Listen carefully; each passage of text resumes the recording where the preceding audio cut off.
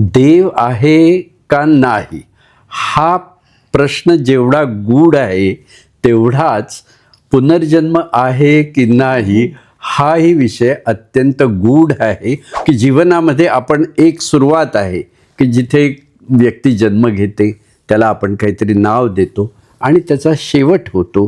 तिथून पुढचा प्रवास जो आहे तो वेगळा आहे की सगळ्या जगभर आपण ज्याला शोधत होतो तो हा आहे आणि तो मैत्रेय बुद्धाचा अवतार आहे. तेव्हा त्यांनी सांगितलं पुढल्या कृष्णावतारामध्ये ज्या गोपी असतील त्या गोपींच्या स्वरूपामध्ये तुम्हाला जन्म घ्यावा लागेल. आणि म्हणून भक्ती कशी असावी तर नारदांनी सांगितलं यथा व्रज गोपिकानाम.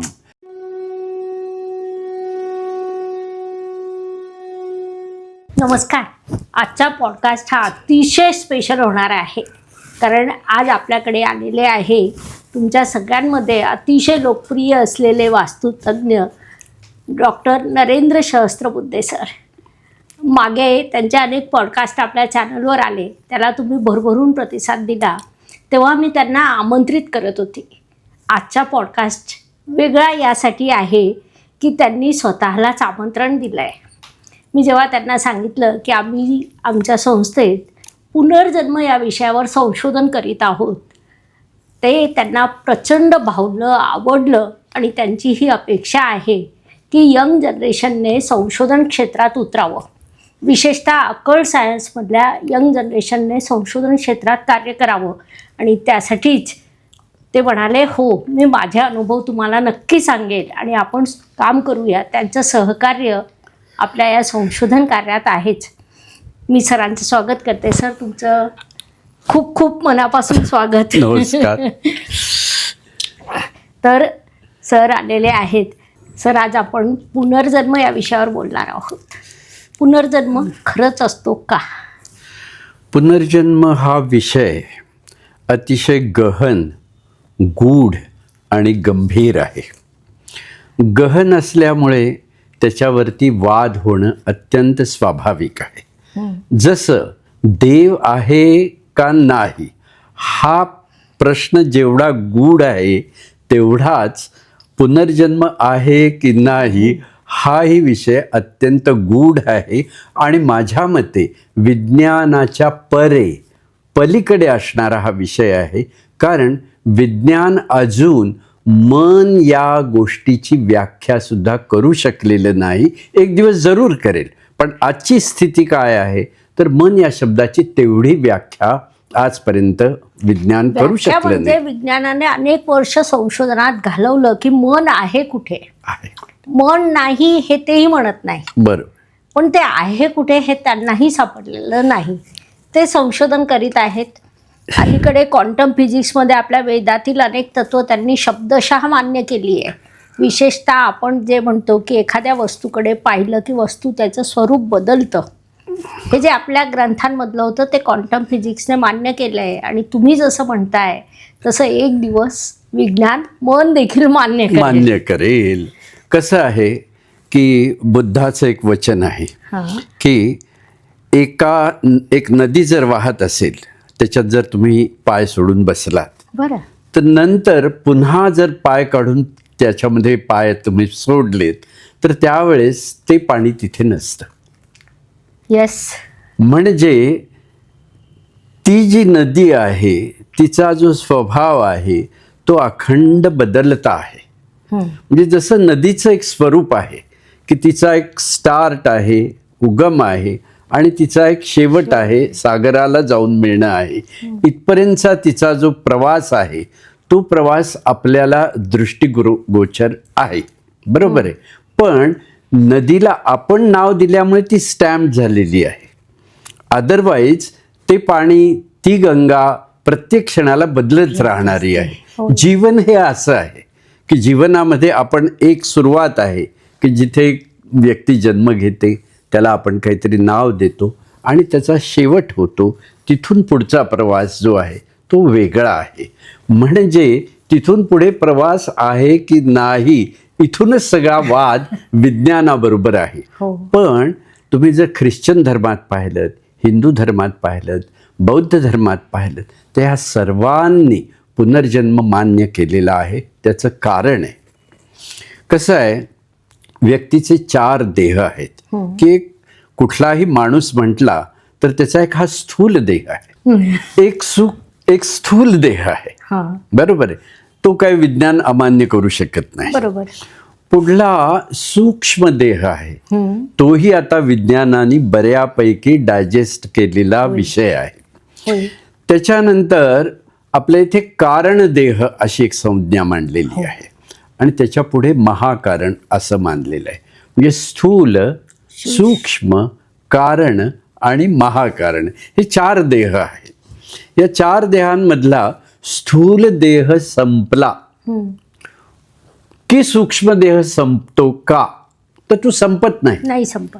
तो वासना स्वरूपामध्ये, वासना कोश ज्याला आपण म्हणतो, त्या वासना कोशाच्या स्वरूपामध्ये तो सूक्ष्मदेह एक ऊर्जा कोश म्हणून अखंडपणे त्या वातावरणाशी निगडीत राहतो. आता जसं आपल्या इथे सप्तलोक मानलेले आहेत की भू, भुवा, स्वाहा, महा, जनाहा, तपाहा, सत्यम, हे सप्तलोक मानलेले आहेत. म्हणजे ती काय, ती इव्होल्युशन धरलेली आहे की आज जो काही माणूस आहे त्या माणसाच्या मृत्यूनंतर त्याची जी पुढची जी प्रगती म्हणा किंवा अधोगती म्हणा, ह्या दोन्ही गोष्टी ज्या आहेत, या 2 गोष्टींचा संबंध पुनर्जन्माशी निगडीत आहे. भगवद्गीतेमध्ये ते म्हणतात, पुनर्जन्म न विद्यते, पुनर्जन्म होणार नाही, जो उपासना करेल त्याचा पुनर्जन्म होणार नाही. बरोबर आहे. म्हणजे असेन्शन ऑफ अ माइंड ज्याला आपण म्हणतो, याच्याशी संबंधित आपण जेव्हा बोलतो त्यावेळेला पुनर्जन्म या विषयाची थोड्याफार प्रमाणात होड होऊ शकेल. आता एक फार चांगली एक मोठी मूव्हमेंट होती की थिओसॉफिकल सोसायटी, की जी लेडबीटर आणि ॲनी बेझंट आणि ब्लावात्स्की रशियाची, ह्या लोकांनी ती मूव्हमेंट चालू केली होती. तर ह्या लोकांनी जेवढा पुनर्जन्म या विषयाचा अभ्यास केलेला आहे, गूढ आणि गहन आणि ह्याच्याबरोबर विज्ञानाधिष्ठित अशा प्रकारचा त्यांचा एक जो संशोधन आहे, ते फार विचित्र आणि फार प्रगल्भ आहे. त्या प्रगल्भतेतनच त्यांनी जो काही संशोधनाचा भाग काढला की ते म्हणाले की हा जे कृष्णमूर्ती जो लहान मुलगा 6 वर्षाचा त्यांनी जो पाहिला, तेव्हा त्याला पाहिल्याबरोबर त्या लेट बिटरनी अड्यारच्या समुद्र किनाऱ्यावरती असं ठरवलं की सगळ्या जगभर आपण ज्याला शोधत होतो तो हा आहे आणि तो मैत्रेय बुद्धाचा अवतार आहे. आता ही गंमत अशी आहे की बराच काळपर्यंत कृष्णमूर्तीने हे सगळं स्वीकारत गेले. म्हणजे त्यांच्या वयाच्या साधारण मला वाटतं 18 वर्षापर्यंत त्यांनी ते स्वीकारलं. त्याच्यानंतर तो जेव्हा प्रेषित म्हणून त्यांच्यामध्ये अवतरित झाला असं आपण धरूयात, त्यावेळेस मात्र त्यांनी हे सगळं डिनाय केलं आणि मग त्यांनी सांगितलं की तो बुद्ध म्हणजे मी नाही, मी एक स्वतंत्र अस्तित्व आहे आणि जे अस्तित्व असं आहे की हा सर्व निसर्गाच्या विशाल स्वरूपाशी निगडीत असणारं किंवा त्यात समर्पित झालेलं असं माझं ते तत्व आहे. म्हणजे ते जेव्हा असं बोलतात कृष्णमूर्ती, तेव्हा ते त्या महाकारण अवस्थेतून बोलत असतात. त्यामुळे त्या अवस्थेमध्ये जर पाहिलं तर त्यांचं सगळं जे काही डिनायल आहे ते बरोबर आहे. पण जे लेडबीटर, ॲनी बेझंट यांनी जे सांगितलं की हा मुलगा प्रेषित आहे, म्हणजे जगाच्या आजपर्यंतच्या व्याख्यांमध्ये बसणारं तो बोलेल असं धरणं हा आपला वेडेपणा ठरेल. म्हणजे एका अर्थाने तो प्रेषित किंवा मैत्रेय बुद्ध स्वरूपामध्ये प्रगट झाला का, तर झाला असं म्हणावं लागेल, जरी त्यांनी अमान्य केलं तरी. त्याच्यानंतर ओशो रजनीश, तर ओशो रजनीशांनी कसं सांगितलं की हा कृष्णमूर्तींनी पूर्णत्व आल्यानंतर त्यांनी जेव्हा डिनाय केलं, तेव्हा तो मैत्रेय बुद्धाचा जो कोश आहे, जो वाट पाहत होता, तो नंतर माझ्यात अंतर्भूत झाला आणि मी जी काही मूव्हमेंट आज जगाला हलवून टाकणारी करणार आहे हे शक्य झालं. ह्यांनी डिनाय केलं, त्यांनी त्याचा स्वीकार केला, म्हणून तिथून पुढे ती मुवमेंट चालू झाली.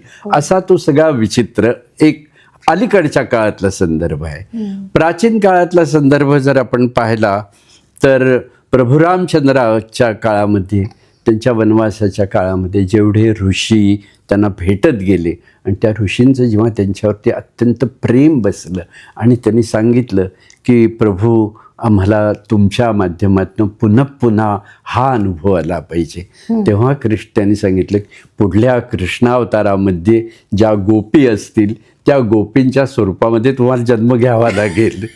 आणि म्हणून भक्ती कशी असावी तर नारदांनी सांगितलं यथा व्रज गोपिकानाम, म्हणजे आयुष्य ज्यांनी अत्यंत तपात काढलं त्या ऋषींचा पुनर्जन्म होऊन त्यांचं जे गोपींमध्ये रूपांतर अनेक सहस्र वर्षांनंतर झालं, तो म्हणजे पुनर्जन्मच झाला ना एक प्रकारे. आणि ज्या प्रकारे ऋषी त्या प्रभू रामचंद्राशी नतमस्तक होते, तेवढ्या काय त्याहून अधिक प्रमाणामध्ये गोपींच्या मध्ये ते भक्ती तत्व उतरलेलं होतं की एका काही काळानंतर तो कृष्ण फिजिकली त्यांच्याशी कनेक्टेडच नाही, रादर त्या संपूर्णपणे त्याच्याशी समरस झाल्यामुळे त्याच्यामध्ये द्वैत उरलं नाही. मग तिथे तो एक प्रवास संपला.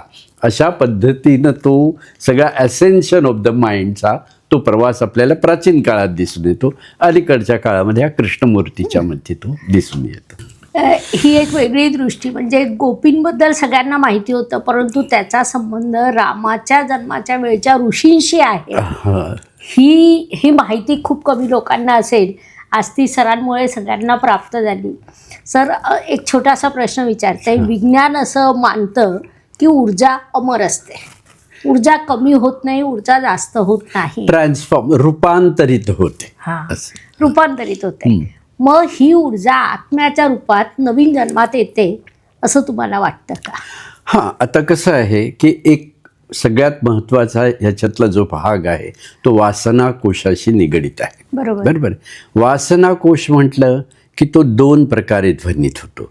एक आहे वेगळ्या वेगळ्या योनींमधून, जसं वास्तुशास्त्रामध्ये आहे की विक्षेप देवता आहेत, पिशाच्य आहे, गंधर्व आहे, अशा वेगळ्या वेगळ्या योनी बाहेरच्या 32 देवतांमध्ये वास्तुपुरुष मंडळामध्ये ध्वनित झालेले आहेत. एक तर ते सगळं जे काही आहे उरलेलं ऊर्जेचं स्वरूप ते त्या कुठल्या तरी एका ऑर्बिटमध्ये आपण म्हणू पाहिजे तर, म्हणजेच भुवा की जमिनीशी निगडित काय आहे तर वासना आहे. कसं तर योगशास्त्राप्रमाणे सगळी जी वासना आहे ती मूलाधार चक्राशी निगडित आहे. हे मूलाधार जे चक्र आहे चतुष्कोणाकृती आहे, त्याचं तत्व जे आहे ते भूमी आहे, त्याच्याशी निगडित असलेला वासना कोश आहे. म्हणजे वासना म्हटलं की भूमितत्व, पृथ्वी तत्व असं एक निश्चित झालं. बरोबर. आणि पृथ्वी तत्वाचं एक ग्रॅव्हिटेशन आहे आजच्या भाषेमध्ये आपण असं म्हटलं तर, कितीही जरी मृत्यूनंतरचा तो सूक्ष्मकोश जरी असला तरी थॉट इज मॅटर असं म्हटलं जातं.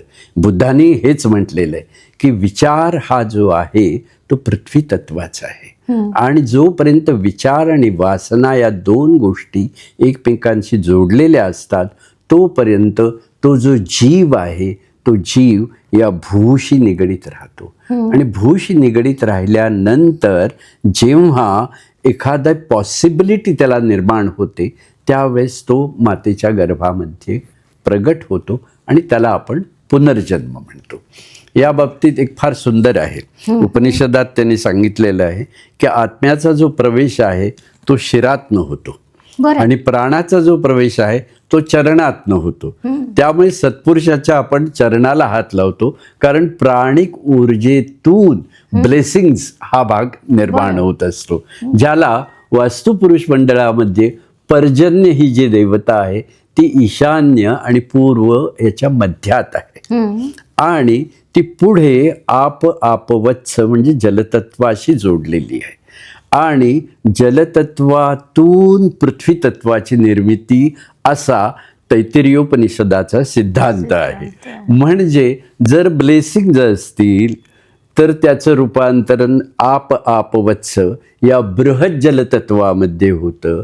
त्या बृहत जलतत्वामध्ये ज्यावेळेस होतं तेव्हा त्याच्या रूपांतरामध्ये पृथ्वी तत्व म्हणजे हे शरीर प्राप्त होतं. असा तो एक वेगळा प्रवास आपल्याला औपनिषदिक ज्ञानामधून एक मिळू शकतो. You have to extend the sutras, and if you can extend the sutras then you get the knowledge.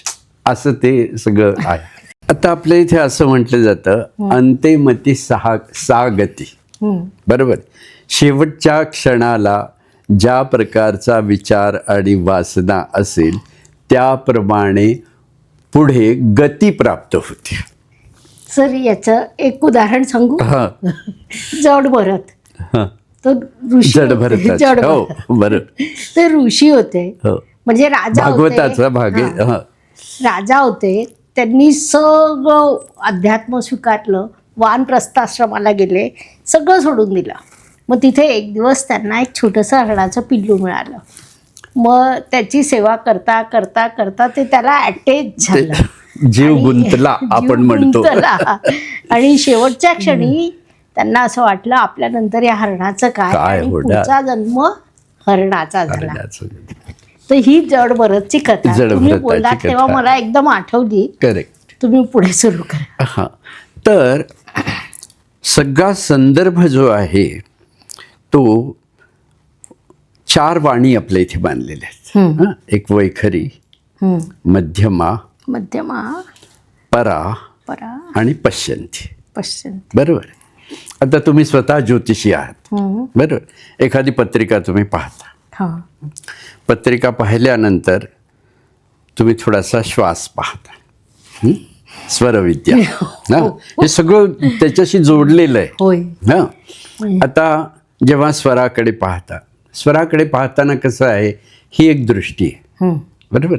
इथून 30 डिग्री जर मी दृष्टी वर लावली, हां 30 डिग्रीजला जर मी पाहिलं तर बऱ्यापैकी निर्विचारता येते, कारण त्या पृथ्वी तत्वापासून थोडंसं ऑर्बिटवरती 30 डिग्रीला आहे. हो. 30 डिग्रीला जेव्हा सूर्य येतो, हा. बरोबर आहे, त्यावेळेला त्याचं जे स्वरूप आहे ते अर्यमा आणि सवितृ याच्यामध्ये असतं. बरोबर. वास्तुपुरुष वास्तुपुरुष मंडळाप्रमाणे. आता सवितृ जो आहे तो अर्यमाशी जोडलेला आहे आणि दुसऱ्या बाजूला विवस्वानाशी जोडलेला आहे, जो विवस्वान दक्षिणेत आहे. दक्षिण. आता योगशास्त्राप्रमाणे सगळ्यात पहिल्यांदी योगशास्त्र कुणाला ते समजलं तर तो आहे विवस्वान. की भगवद्गीतेमध्ये तो श्लोक येतो की विवस्वान मनवे प्राह मनुरिक्ष्वा कवे ब्रवीत. पहिला विवस्वान आहे, ज्ञानी पुरुष असं. तर तो विवस्वान आहे, तो आहे दक्षिणेमध्ये. बरोबर. त्याच्याशी निगडीत आहे यम, की जो प्राणाचा शोष करतो. प्राणाचा शोष करतो म्हणजे पृथ्वी तत्वाचा शोष होतो का? नाही होत. बरोबर. ते तसंच राहतं. ते जे पृथ्वी तत्व आहे, ते जे मन आहे, ते जे वासना कोश आहे, जे मूलाधाराशी निगडित आहे, ते मागेच राहतं. जर त्याला जडत्व म्हणजे वासना असेल तर. ती जर वासना जर नसेल तर जेव्हा आपण देह मेल्यानंतर ठेवतात ना, की हेड टू द नॉर्थ आणि लेग्स टू द साऊथ, अशी आपली पद्धत आहे. त्याच्यामुळे तो जो एक्टोप्लाझम हा जो काही भाग असतो पेशीशी निगडीत असणारा, तो सगळा प्राणकोशाबरोबर ओढला जाऊन ती पेशी जशी मरत जाते आणि 2.5 तासाचा 2.5 घटकाचा काळ गेल्यानंतर जेव्हा आपण देहाचं दहन करतो तेव्हा त्याला दाह संस्कारातनं त्या वासनेला, त्या पेशींना कुठलंही दुःख होत नाही. हा सगळा जो भाग आहे, दुःख जर झालं नाही तर तो भू आणि भुवातनं सुटला, मग तो पुढे चालला. हो. मग पुनर्जन्म नाही. मोक्ष. हो.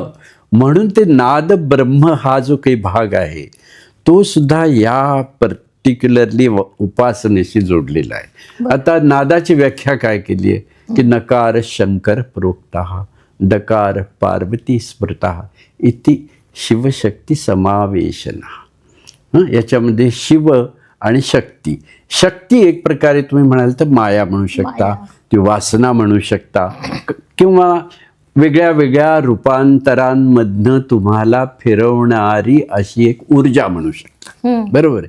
पण ती जेव्हा शिव आणि शक्ती जेव्हा एकत्रित राहतात त्यावेळेला मात्र त्याला मोक्षाचा मार्ग म्हणतो आपण.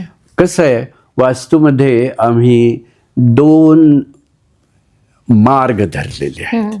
हं, आता ईशान्येला शिखी आहे. हा सगळा पुनर्जन्माशी निगडीत आहे म्हणून सांगतोय. शिखी आहे. नैऋत्यची कोणातली देवता आहे पितृ.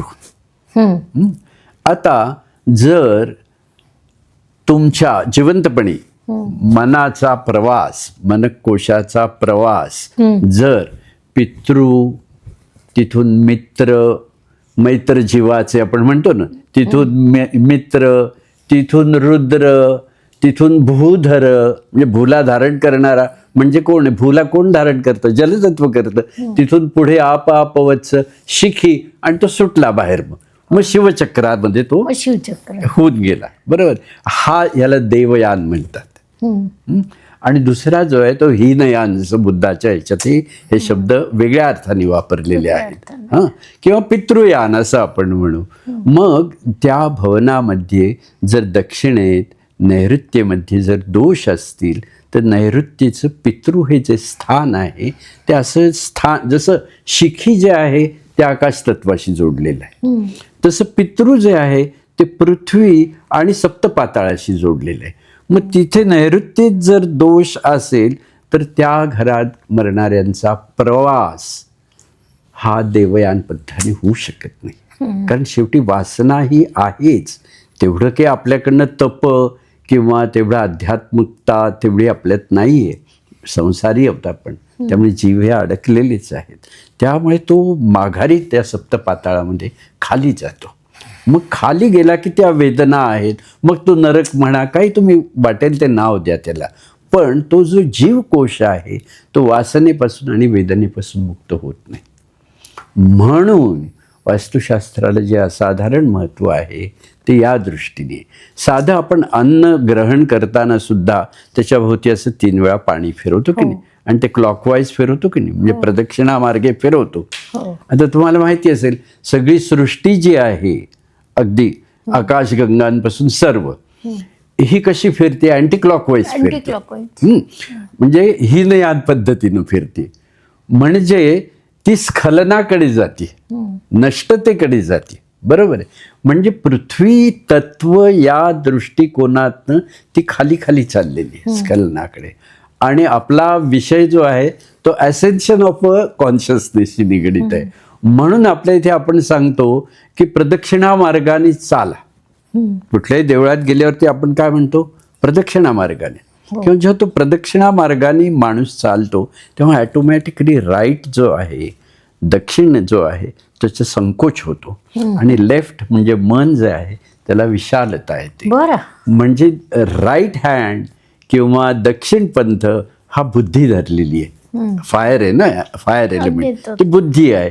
त्यामुळे बुद्धी कुशाग्र होते आणि मन विशाल होतं, आणि म्हणून प्रदक्षिणेला असाधारण महत्त्व आहे. तर ह्या जर प्रदक्षिणा, साधी गोष्ट आहे की गणपतीला तुम्ही 21 प्रदक्षिणा घातल्या समजा, आणि त्याचा जप आहे आता ओम गंग गणपतये नमः, आहे की नाही. आता ग हे जे काही बीज आहे ते पृथ्वी तत्वाचं अत्यंत पवित्र बीज म्हणजे ग धरलेलं आहे. आणि ते गम म्हटल्यानंतर त्याच्यामध्ये 3 परत प्रभाग आले एका अक्षरामध्ये. म्हणजे कसं झालं तर गम तुम्ही म्हणालात म्हणजे वैखरी झाली. बरोबर. त्याच्यानंतर त्याच्यामध्ये लांबला, लांबला म्हणजे तो मध्यमा झाली, आणि इम म्हणजे सच्चिदानंद अवस्था म्हणजे तुम्ही परेकडे गेलात. म्हणून त्या जपामध्ये प्रोलॉंग, ज्याला महर्षी महेश योगींनी जे ट्रान्सेंडेंटल मेडिटेशन हा जो काही प्रकार आणलेला आहे त्याच्यामध्ये हाच प्रकार आहे महत्त्वाचा, की कुठल्याही मंत्रबीजाचा जप करताना तुम्ही तो प्रोलॉंग केला पाहिजे. की त्या 21 प्रदक्षिणा जर रोज तुम्ही गणपतीला घातल्यात, ओम गणपतये नमः म्हणत म्हणत, तर तुम्ही त्या मूलाधाराच्या बंधनातून मुक्त होण्याची पॉसिबिलिटी तर नक्कीच आहे. असा तो सगळा, म्हणून मी म्हणतो की हा विषय जो आहे तो गहन आहे, गूढ आहे, गंभीर आहे आणि विज्ञानाच्या त्यामुळे तो पलीकडे आहे. पलीकडे. इथे एक जवळच वास्तू आहे, तुम्हाला उद्याला सकाळी जाऊन दाखवू चालेल. या इथे एक बंगला आहे, हा एका डॉक्टरचं आहे. बरं. एक काहीतरी त्याचं एक्स नाव आहे असं आपण धरू, क्ष नाव आहे. हां, आणि क्ष नावाचा दुसरा एक डॉक्टर आहे त्याच नावाचा. आणि असं म्हणतात की काहीतरी जमिनीच्या व्यवहारामध्ये तो दुसरा जो आहे त्याला मारायचं असं काही गँग्सनी ठरवलेलं आहे असं धरूया. तर त्याच्याऐवजी काहीतरी चूक झाली आणि हाच क्षला मारलं गेलं. बरं. हा क्ष केला, त्याच नावाचा हा क्ष केला. आता दोघांचे बंगले जर पाहिले तर त्या दोन बंगल्यांमध्ये जमीन आसमानाचा फरक आहे. अच्छा. ह्याच्या बंगल्यामध्ये जर पाहिलं तर दक्षिण नैऋत्येच्या भागामध्ये एक अनेक वर्ष नाला वाहत होता. ओ. त्याच्यानंतर त्याच्यामध्ये बरोबर त्यामुळे नाल्यापासून आपण काही डिस्टन्सेस सोडायला लागतात ना लिगली, ती सोडण्यामुळे त्या बंगल्याचा जो आकार प्रकार आहे तो एक प्रकारे L opening to south, south west, north west असा आहे. बरोबर आहे. म्हणजे कालगती ज्याला आपण म्हणतो, cycles of the time are connected to the physical things. Simultaneously cycles of the time या तुमच्या सूक्ष्म देहाशी सुद्धा जोडलेल्या आहेत. की तो माणूस मेल्यानंतर लगेच तो जन्म घेऊ शकतो का? नाही. तर त्याचा, म्हणून मग त्या स्वर्ग आणि नरक अशा ज्या संज्ञा आपल्याला याच्यात सापडतात सगळ्या पौराणिक ग्रंथांमध्ये सर्व धर्मांच्या, ते त्याच्याशी निगडीत आहेत. की तो माणूस मेला असं धरू, मेल्यानंतर ती वासना आणि तो जीव कोश तयार झालं त्याचं. तो आपल्या पद्धतीप्रमाणे तो अश्म करतात आणि तो बांधून ठेवतात वगैरे वगैरे. तो काही पौरोहित्यातला भाग आहे तोही खूप छान आहे. हे जे मी आता ग्रंथ आणलाय ना गरुड पुराण, त्याच्यामध्ये या सगळ्या गोष्टींचे संदर्भ फार सुंदर दिलेले आहेत. तर हे जे जीवकोश आहेत, हे जीवकोश विपरीत पृथ्वी तत्व जिथे असेल किंवा विपरीत अंतराळ जिथे असेल तिथे ते अडकून पडतात. आणि हे अडकणं जे आहे ते त्या वास्तूमधल्या वास्तुपुरुष मंडळातल्या विक्षेप देवतांशी निगडीत आहे. म्हणजे सगळ्या दिशांच्या विक्षेप देवता ज्या आहेत, जेव्हा त्या दिशांचे दिक्पाल प्रबल नसतात तेव्हा त्या विक्षेप देवतांचं खाद्य म्हणजे हे वासनाकोश असतं. मग तिथे ते अडकले की ते त्यांची अपुरी राहिलेली इच्छा आहे. साधे आपण जेव्हा जिवंत माणूस असतो त्यालाही जर काही गोष्टी हव्या असतील आणि त्या जर मिळाल्या नाही तर तो किती चिडचिड करतो, तो दुसऱ्यावरती राग काढतो, त्याला तो त्रास देतो. हे जसं आहे तीच गोष्ट त्या सूक्ष्मावस्थेत असलेले जीवकोश करत राहतात. आणि त्याला आपण काय नाव दिलं तर पिशाच्च नाव दिलं. तर जेव्हा त्याच्या त्या याचा जे सायकल, टाईम सायकल किंवा ती कालगती किंवा त्याचा जो भोग आहे तो जेव्हा पूर्ण होतो तेव्हा त्या प्रवासामध्ये तो कुठेतरी बाहेर पडून भुवा हा अवस्थेत वरच्या प्लेनमध्ये येतो. वरच्या प्लेनमध्ये आला की त्याला थोडं स्वातंत्र्य राहतं की आता मग तो पाहत राहतोय पृथ्वीची गती, त्याच्या सभोवताल भारत, भारतातलं पुण्यातल्या गर्भिणी असं आपण म्हणू. आणि मग त्याच्यात कुठे सुटेबल जागा आहे त्याच्या वासनेच्या पूर्ती तिथे तो घुस आणि तिथून तो जन्माला सुरू. ही सगळी थिअरी आहे. स्वतः शोधतो हे आपण अभ्यासलेलंच आहे. तर असा तो पुनर्जन्माचा जो प्रवास आहे तो लॉजिकली तर प्रत्येकाला पटेल, वैज्ञानिकाला सुद्धा पटेल. हो. हा, सिद्ध झालं नाही विज्ञानाने याचा अर्थ ते अस्तित्वात नाही असं आजही विज्ञान कधीच मानत नाही. बरोबर. काही एखादा कळप, एखादा ग्रुप तसं म्हणत असेल, just leave it to them. आज तुम्ही कुठलाही तत्वज्ञ जर पाहिलात तो प्रत्येक तत्वज्ञ जो आहे तो कुठेतरी मागल्या जन्मात कोणीतरी मोठा फिलॉसॉफर आहे असं त्याला ते जाणवतंच. हो. तर हा सगळा पुनर्जन्माचा भाग असेन्शन ऑफ अ कॉन्शियसनेसशी निगडीत आहे. खूप छान. आता कसं आहे, आता आपलं मगाशी झालं, तुम्ही ज्योतिषी आहात, आपलं बोलणं झालं तर मध्यमावरती हो. हां. एक पहिली वाणी आपल्या वैखरीने तुम्ही सांगत असता, त्याच्यावरची आहे मध्यमा. बरोबर. मध्यमा आहे सूक्ष्म सूक्ष्मशी निगडीत आहे.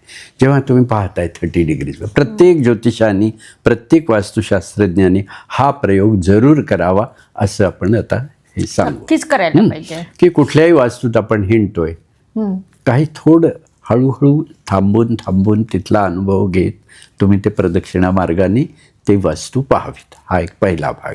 म्हणजे मग कुठल्याही गोष्टी तुम्हाला धरत नाहीत. कॉन्शियसनेस, वासनाकोश, ऊर्जा, काही तुम्ही त्याला म्हणा, पण त्याच्यापासून तुम्हाला त्रास होणार नाही.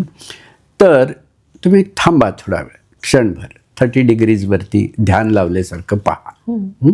त्यावेळेस तुमचा श्वास जो आहे तो नल अँड व्हॉइड झाल्याचा तुम्हाला एक क्षणिक अनुभव जरूर येतो. प्रत्येकाला येतो. थोडं ऑब्झर्व करायला लागतं. निरखित गेली येवो असं म्हटलंय, ते निरखणं पाहिजे आपलं. मग असं मी 30 डिग्रीजवरती थांबलं, पाहिलं, आणि मग जो कुंभक झाला, म्हणजे नल अँड व्हॉइड श्वास झाला, म्हणजे पूर्ण आकाश तत्वाशी तुम्ही जोडलेले आहात. आणि शब्दाची निर्मिती जी आहे ती आकाश तत्वातनं आहे. हां, तर खम शब्द असं ते आहे. मग त्यावेळेस तुमच्या मनामध्ये जे ध्वनी उमटतील, जे शब्द उमटतील, त्या शब्दांचा त्या सभोवतालाशी संबंध असतो. हो. त्याच्यामध्ये एखाद्या, जसं कालच आम्ही जसं वास्तू कन्सल्टेशनला गेलो होतो, तर तिथे त्यांचं सांगत होता तो माणूस, आणि मी मध्ये मध्ये बोलत होतो 30 डिग्रीज लावून. तर मी पटकन त्याला म्हटलं की त्या माणसाचं नाव ज पासून आहे का? तो एकदम उडाला. तो म्हणाला हो. आता ज कसा मला स्फुरला? तर मी माझं मन नल अँड व्हॉइड केलेलं आहे. मी आकाश तत्वाशी काही प्रमाणात निगडीत आहे, आणि त्यावेळेस तेवढाच जर अक्षर माझ्या टपकलं मनामध्ये, तर मी त्याचा संदर्भ घेऊन त्याला लगेच तो विचारलं पाहिजे. त्याला धाडस लागतं. आता रशियामध्ये आम्ही बऱ्याच वेळेला ह्या गोष्टी त्या पूर्ण रेकॉर्डेड आहेत. आणि गंमत म्हणजे की मी सगळी नावंसुद्धा त्यावेळेस सांगू शकलो तिथे. तर तसं प्रत्येक कन्सल्टंटनी या पद्धतीनं जर या विषयाचा सखोलता आणि गांभीर्यतेचा थोडासा अनुभव जर घेतला, तर तुम्ही बऱ्याचशा गोष्टी ज्या त्या व्यक्तीच्या तेजतत्वात सामावलेल्या आहेत त्या सांगू शकता. ऑरामध्ये सामावलेल्या आहेत त्या तुम्ही सांगू शकता. तर त्याच्यासाठी थोडीशी प्रॅक्टिस पाहिजे, साधना तर पाहिजेच, नाही का? अभ्यासेप्य समर्थोसी असं आपलं वाक्यच आहे. खूपच छान म्हणजे अतिशय गहन विषयावर पॉडकास्ट झालं, आणि त्याची जी मांडणी झाली ती भाषा जरी सोपी असली तरी त्याचा अर्थ त्या मागील खूप खोल आहे. या विषयाचा तुम्हाला अजून अभ्यास करायचा आहे का? अजून ज्ञान प्राप्त करायचं आहे का? कारण आज हे ज्ञान सहज मिळणं शक्य नाही. हा ग्रंथ जरूर वाचावा. होय. गरुड पुराण. मात्र तुम्हाला किंवा आपल्याला सगळ्यांना एक संधी आहे की आपल्याला प्रश्न पडले तर आपण गुरुवर्यांना कधीही आमंत्रित करू शकतो. आणि गुरुवर्य कितीही बिझी शेड्यूलमध्ये असले तरी आपल्याला नकार देत नाही. तर जर तुमचे असे काही प्रश्न असले तर कमेंट बॉक्समध्ये नक्की टाका. आपण सरांना पुन्हा आमंत्रित करू. मात्र आज जे ज्ञान प्राप्त झालेलं आहे ते खूप मोलाचं आहे. पुन्हा पुन्हा हा व्हिडिओ एकदा ऐका, दोनदा ऐका, तीनदा ऐका, तरीसुद्धा पूर्ण समजेल असं मला वाटत नाही. एक उदाहरण सांगू का? हां, एका खासदाराच्या घरी मी गेलो होतो. बरं. लोक कसे असतात क्लायंट, की ते इतकी श्रद्धा झालेली असते त्यांची, त्यामुळे ते काही वेळेला आपल्याविषयी अतिशयोक्ती करतात. त्या खासदाराला त्या मित्र 2-3 ज्यांनी माझं नाव सजेस्ट केलं होतं त्यांनी त्याला सांगितलं की तो is a miracle man, mistake man. ते काहीतरी मिरॅकल. आम्ही सगळं वास्तू कन्सल्टेशन केल्यानंतर तो म्हणाला आमचं काय समाधान नाही झालं म्हणे. बरं का, ते गावठी बस. म्हटलं का बरं, म्हणजे काय? आम्हाला सांगितलं की तुम्ही मिरकल करता म्हणे. चमत्कार दाखवा म्हणे. आता काय चमत्कार सांगणार, अवघड आहे ना. कात्रीत होता आपण, कारण एका बाजूला विज्ञान आहे डिग्री असल्यामुळे आणि दुसऱ्या बाजूला हा गूढ विषय आहे. हो. मी म्हटलं तर काय चमत्कार सांगू तुम्हाला. तेवढ्यात त्यांची ती सुनबाई अशी क्रॉस झाली तिथून आणि शी वॉज कॅरिंग, गर्भात शिवली ती. तर मी असं पाहिलं आणि मी म्हटलं की तुमच्या घरामध्ये प म्हणजे आता तो जुना माणूस आहे. मी अंदाज लावला की पांडुरंग नावाचं कोण होतं तुमच्याकडे. तर तो म्हणाले अहो आमचे आजोबा पांडुरंग होते. म्हटलं मला असं वाटतं ते नाव आणि ही जोडवणूक जर केली तर ते जन्माला येत आहेत असं मला वाटतं. I don't commit as such. तर म्हणाल्या ओळखायचं कसं.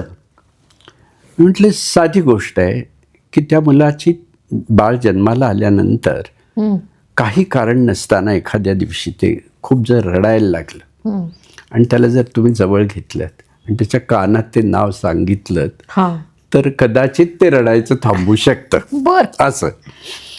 आणि खरोखरच तसं झालं की ते कुठेतरी परगावी गेलेले होते आणि तो नातू त्यांचा रात्र तो आमच्या डॉक्टरकडे इथे संगमनेरकरांच्याकडे ते घेऊनही गेले.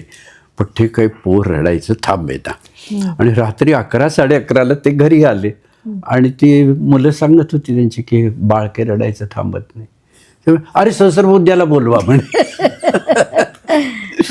व त्याने त्या मुलांना गाडी घेऊन रात्री आमचं दार ठोकलं. म्हटलं काय झालं काय म्हटलं. तर म्हणलं नाही बोलवले म्हणजे तुम्हाला अण्णा पण अण्णांनी बोलवलं. मग गेलो मी त्यांच्या घरी. तर म्हटलं काय झालं. म्हणलं तुम्ही म्हणाले पोर रडताय ना म्हणे. म्हटलं आता आपली खरी परीक्षा आहे याच्यामध्ये मोठी, कारण एक थिअरी आहे ना, एक समोर वाढून ठेवलेलं एक संकट आहे आपल्यासाठी. म्हटलं हा ना ते बाळ इकडे आणलं. मी असं उचललं, महामृत्युंजयाचं जप एक मनामध्ये केला, सद्गुरूंचं स्मरण केलं आणि त्याच्या कानामध्ये म्हटलं पांडुरंगराव रडू नये. ऐकायला एवढं फनी वाटतं आणि मलाही असं आश्चर्य वाटतं की आपण असं कसं काय केलं, कारण वैज्ञानिक मन आहे ना.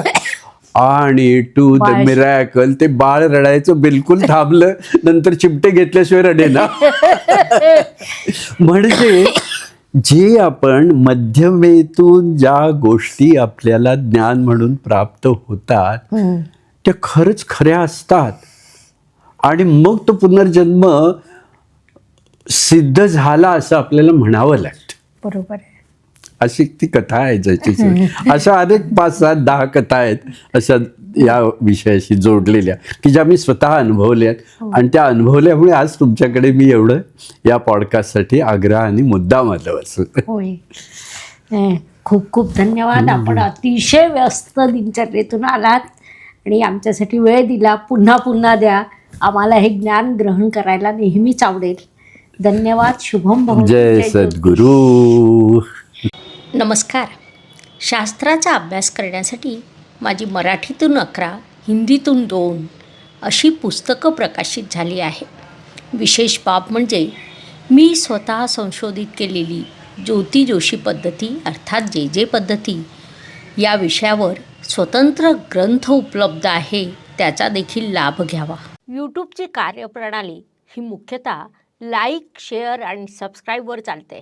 Please like, share and subscribe the channel. धन्यवाद. शुभम भवतु. जय ज्योतिष.